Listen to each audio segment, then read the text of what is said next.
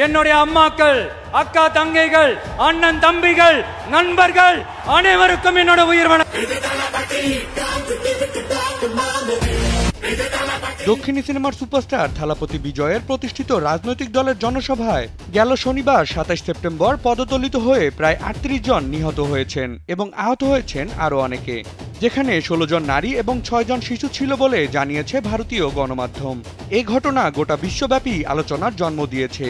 পরিকল্পিত এই জনসমাগমে কী কারণে এত প্রাণহানি, এ নিয়ে প্রশ্ন যেন থেকেই যায়। জনসভায় উপস্থিত প্রত্যক্ষদর্শীদের অনেকে বলেছেন, বিজয় যখন বক্তব্য শুরু করেন তখনই বিশৃঙ্খলা শুরু হয়।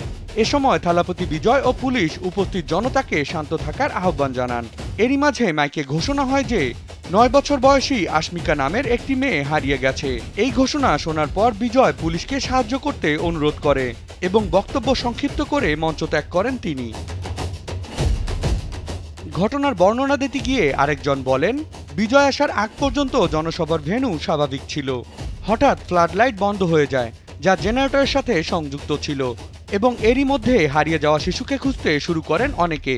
ঘটনাক্রমে সেখানে তখন আতঙ্ক ছড়িয়ে পড়ে, মানুষ দিক বেদিক ছোটাছুটি শুরু করে। আমি কোনো রকম নিজের জীবন বাঁচাই এবং কয়েকজনকে সাহায্য করি।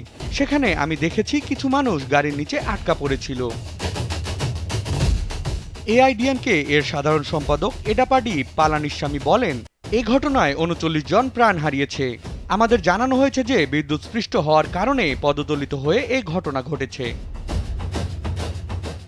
অন্যদিকে তামিলনাড়ুর ভারপ্রাপ্ত ডিরেক্টর জেনারেল অব পুলিশ জি ভেঙ্কাটরাম বলেন, তামিলাগা ভেট্রি কাগাজমকে বিকেল ৩টা থেকে রাত ১০টা পর্যন্ত সমাবেশ করার অনুমতি দেওয়া হয়েছিল। তবে দলের সোশ্যাল মিডিয়ায় দুপুর ১২টা থেকেই সমর্থকদের জড়ো হওয়ার আহ্বান জানানো হয়। বিজয় ৭টা ৪০ সমাবেশের স্থলে পৌঁছান। তখন তার গাড়ির পিছনে বহু মানুষ ছিল। সমাবেশ স্থলে বিজয় পৌঁছালে হঠাৎ ভিড় বেড়ে যায়। গণমাধ্যমে পুলিশের একটি সূত্র জানান, বিজয় তার বক্তব্য দেওয়ার সময় জনতা ব্যারিকেডের দিকে ছুটে গেলে সমাবেশের পরিস্থিতি খারাপের দিকে মোড় নেয়।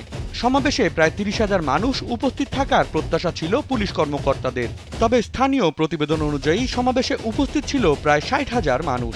ঘটনাস্থলে পুলিশের ৫০০ সদস্য মোতায়েন করা ছিল। জায়গার বিন্যাস এমন ছিল যে অতিরিক্ত নিরাপত্তা ব্যবস্থা নেওয়া সম্ভব হয়নি। ফলস্বরূপ পরিস্থিতি নিয়ন্ত্রণের বাইরে চলে যায় এবং ভয়াবহ এই দুর্ঘটনা সংঘটিত হয়। বিনোদন ডেস্ক, কালবেলা।